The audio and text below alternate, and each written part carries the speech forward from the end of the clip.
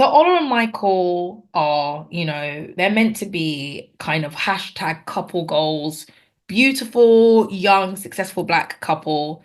And that's really specific as well because I think it's similar in the States, but not exactly the way it is in the UK, where in the Black British community, Black people date interracially more than any other ethnic group, which is not a negative thing. But it just means that you see a lot less representation of black couples in a positive light in the media. When you look at footballers, black footballers, the vast majority of them are not married to black women. So when you are a popular black couple in the UK, the mania surrounding you is it's intensified. It's there's a lot of projection and there's a lot of a lot of communal hope placed on influencer couples, especially when they're black. So they are meant to be this beautiful dark skinned couple that kind of embody like the essence of black love. And they're engaged. And, you know, Ola is a feminist journalist. Michael is a podcaster who's just got his break at a media company. And a month before their wedding, an anonymous list goes up on social media accusing lots of different men of lots of different types of abuse. And, dun dun dun, like Michael is accused of some pretty terrible things on that list. And I wanted to write this initially as a non-fiction journalistic piece because I had come across various different lists of this nature. One of the first ones I came across was actually in America. A really viral list called the Shitty Media Men list that looked at men who were doing like bad stuff. But again, it was like a real spectrum of bad things that were, prevalent in the media. And it was like a spreadsheet that then got leaked. And I was like, wow, this is fascinating more than anything else. And then those exact kind of lists were starting to be disseminated around the UK, and the UK is a lot smaller. So when you had lists as well that like looked at like journalists or black Twitter personalities or actors, it's a lot smaller because the UK is a much smaller place. So it was very much 1 degree separation. So then I initially was like, this is amazing. Women have been historically let down by the police, by the legal system, by HR departments that are supposed to kind of, ensure that these types of abuses don't happen. So I was all for it.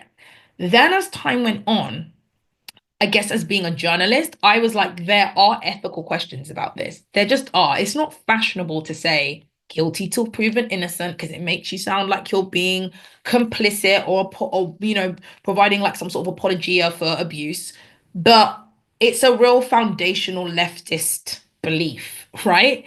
And that's just true. So I was like, okay, especially because some of the allegations that were being made were, for lack of a better phrase, complex. So things like, I saw an instance, and I think this might have been in the American list, where somebody had apparently kissed somebody or tried to kiss someone without their consent.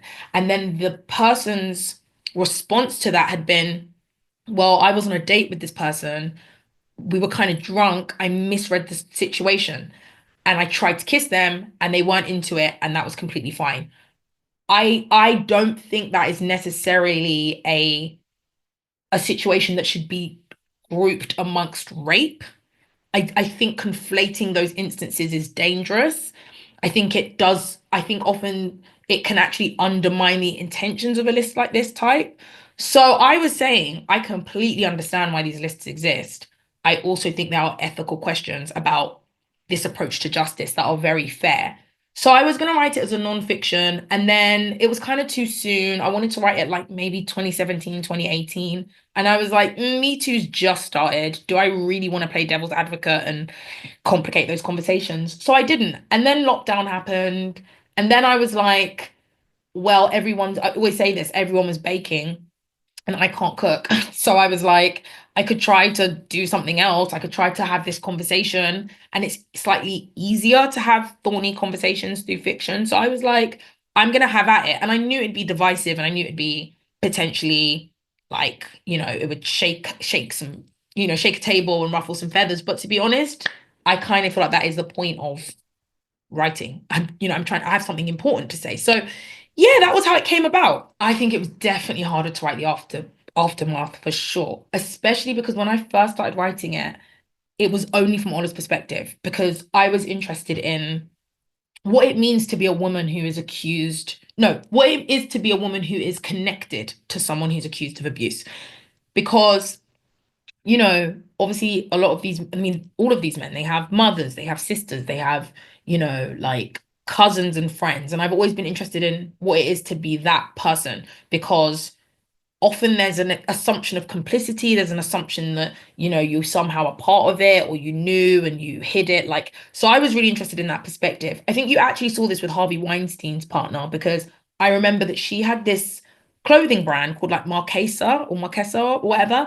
And I think Scarlett Johansson wore one of her dresses to a premiere after, Harvey Weinstein's deserved downfall. And I was amazed by the response because Scarlett Johansson was getting like a lot of like backlash for wearing not anything about Harvey Weinstein, but wearing his wife's brand. And I was like, this assumes that his wife was in on this somehow. We're now punishing two women for the acts of a man. So I was really interested in that perspective. And then as time went on, I felt like something's missing. And the thing that was missing was Michael's perspective. But I found it really hard because I grew up in a predominantly female household.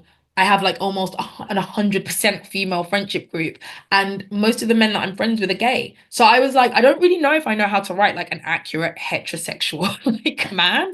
I was like, this could be a bit of a challenge for me because, I'm really having to write outside of my perspective. And because Michael is arguably the most affected by this list, I was like, how do men process like these emotions and process like suicidal ideation and isolation, all those things. So I found it really hard to like write his perspective from after the list dropped because I was like, what is it to go through that? I can imagine, okay, as a woman who's, you know, what I can imagine what it is to be a woman whose partner is accused and how I would respond and how I might not respond, but it's so much harder to embody a man and he's kind of it depends on how you look at it, but I kind of see him as the main character. A lot of people see Ola as the main character.